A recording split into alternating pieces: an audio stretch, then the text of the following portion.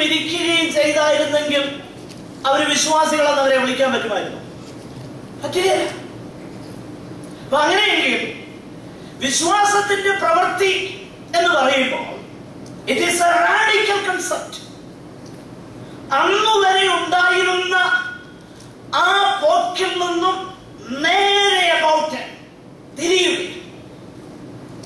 അവിടെ വിഗ്രഹങ്ങളെ വിട്ടു തിരിഞ്ഞെങ്കിൽ എന്റെ പ്രിയരെ, നാം ഒരു കാര്യം മനസ്സിലാക്കണം. അത് അക്ഷരീകമാകുന്ന ഊമ വിഗ്രഹങ്ങളെ കുറിച്ചാണ് പറയുന്നതെങ്കിൽ ഇന്ന് മറ്റനേക വിഗ്രഹങ്ങളെ നമ്മൾ വാസ്തവമായി ഉപേക്ഷിച്ചുവോ എന്ന് നമ്മൾ മനസ്സിലാക്കണം. വിഗ്രഹങ്ങൾ എന്ന് പറഞ്ഞാൽ എന്താ? വിഗ്രഹങ്ങൾ എന്ന് പറഞ്ഞാൽ ദൈവത്തിനും മനുഷ്യനുമിടയിൽ സബ്സ്റ്റിറ്റ്യൂട്ടായി വരുന്നത് എന്തും വിഗ്രഹമാണ്. God substitutes. It takes different forms.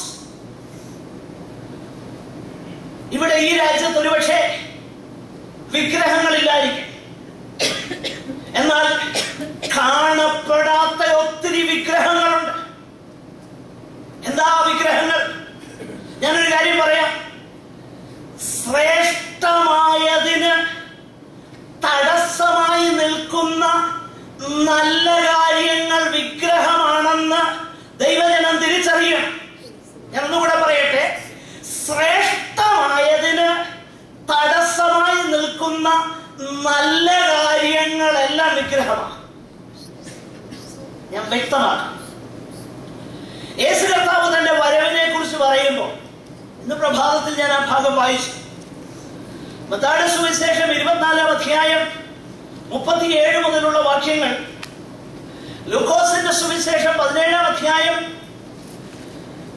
അതിലെ ചില വാക്യങ്ങൾ, എസ്പെഷ്യലി അതിന്റെ 27 മുതലുള്ള വാക്യങ്ങൾ, ഈ വാക്യങ്ങളൊക്കെ ചിന്തിച്ചു നോക്കിക്കഴിഞ്ഞാൽ യേശു കർത്താവ് തന്റെ മടങ്ങി വരവിനെ കുറിച്ച് പറയുമ്പോൾ ഒരു കാര്യം വളരെ വ്യക്തതയോടെ പറയുന്നുണ്ട്. ആ കാലത്തിന്റെ സവിശേഷത അത് നോഹയുടെ കാലം പോലെയാണ്. ആ കാലത്തിന്റെ സവിശേഷത അത് ലോത്തിന്റെ കാലം പോലെയാണ്. ലോത്തിന്റെ കാലത്തിന്റെയും നോഹയുടെ കാലത്തിന്റെയും സവിശേഷതയല്ല. അവിടെ നമ്മുടെ വാഴ്ത്തപ്പെട്ടവനാകുന്ന കർത്താവ് തന്നെ പറയുന്നു.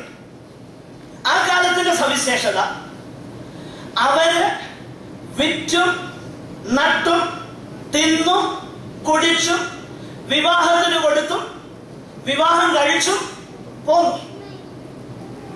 ഇതിലേത് കാര്യമാ തെറ്റ്? ഇതിലേതെങ്കിലും കാര്യം തെറ്റാണോ? ഇതിലൊരു കാര്യവും പാപമല്ല. വിവാഹം കഴിക്കുന്നതും പാപമല്ല, വിവാഹത്തിന് കൊടുക്കുന്നതും പാപമല്ല, ജോലി ചെയ്യുന്നതും പാപമല്ല. ഇതൊന്നും പാപമല്ല. എന്നാൽ നോഹയുടെ കാലത്ത് സംഭവിച്ചതുണ്ട്. നോഹയുടെ കാലത്ത് സംഭവിച്ചത് ഇത്രയേ ഉള്ളൂ.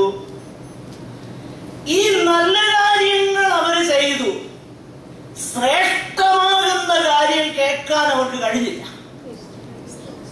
അങ്ങനെയെങ്കിൽ ശ്രേഷ്ഠമാകുന്ന കാര്യങ്ങൾക്ക് തടസ്സമായി വരുന്ന നല്ല കാര്യങ്ങൾ വിഗ്രഹങ്ങളാണെന്ന് തിരിച്ചറിഞ്ഞിട്ട് നമ്മുടെ വിശ്വാസം പ്രവൃത്തിയാൽ തെളിയിക്കപ്പെടട്ടെ.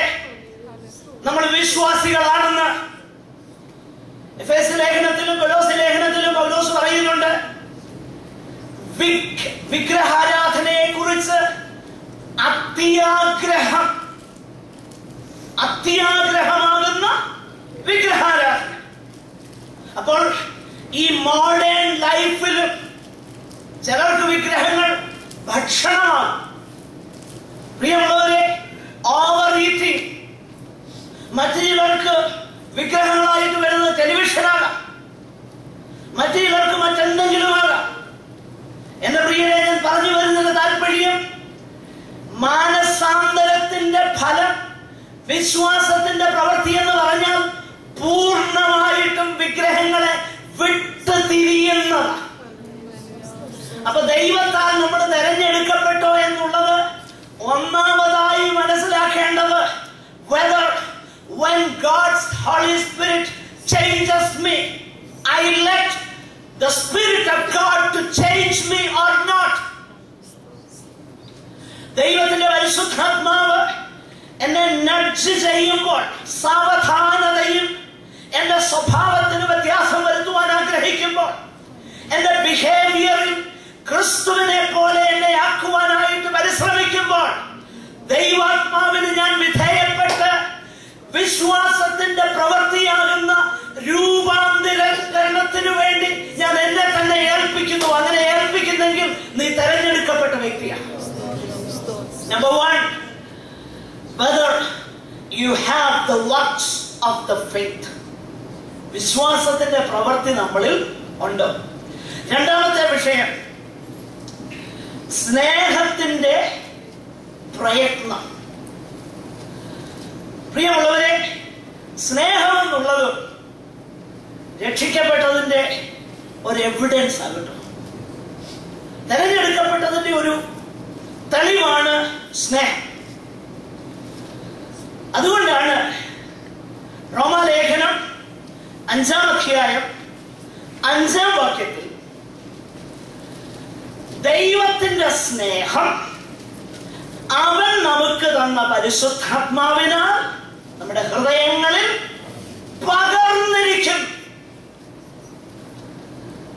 പകർന്നിരിക്കുന്നു എന്ന ആ വാക്ക് റൂട്ട് ലാംഗ്വേജിൽ വളരെ വളരെ മനോഹരമാണ്. എന്ന് പറഞ്ഞാൽ കുറച്ച് ഗ്ലാസിലോട്ട് ഒഴിക്കുന്ന അർത്ഥത്തിലല്ല പറഞ്ഞേക്കുന്നത്.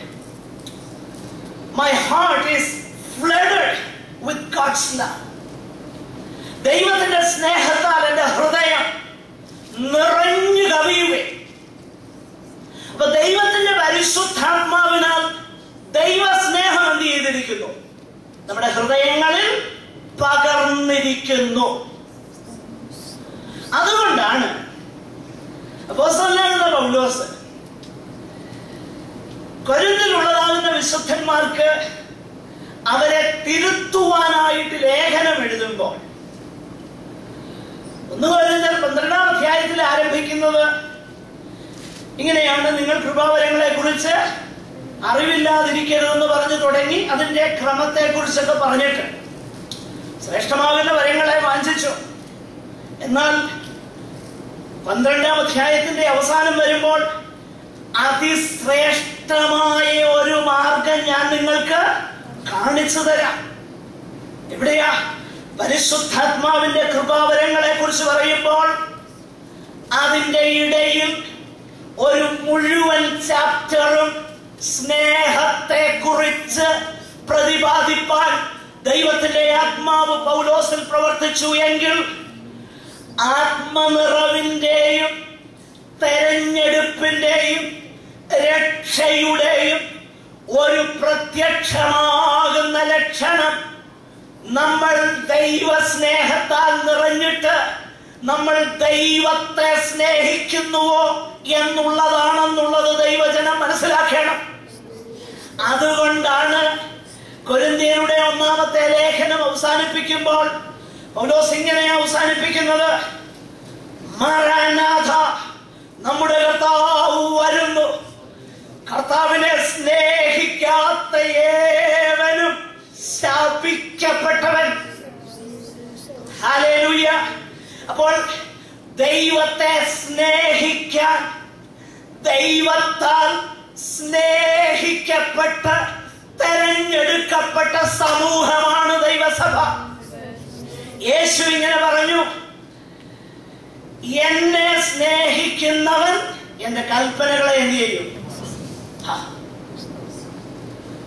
അതാണ് നമ്മൾ യോഹന്നാന്റെ ലേഖനം അതിന്റെ 15-ാമത്തെ അധ്യായം 14-ാം അധ്യായം 15-ാം വാക്യത്തിൽ വായിക്കുന്നത്: ഒരുവൻ എന്നെ സ്നേഹിക്കുന്നെങ്കിൽ അവൻ എന്ത് ചെയ്യും? എന്റെ കൽപ്പനകളെ പ്രമാണിക്കും. അപ്പോൾ സ്നേഹത്തിന്റെ പ്രയത്നം എന്ന് പറഞ്ഞാൽ ഡൂസ് ആൻഡ് ഡോൺസ് അല്ല. ചില കാര്യം ചെയ്യരുത്, ചില കാര്യം ചെയ്യാം, അങ്ങനെ ഡൂസ്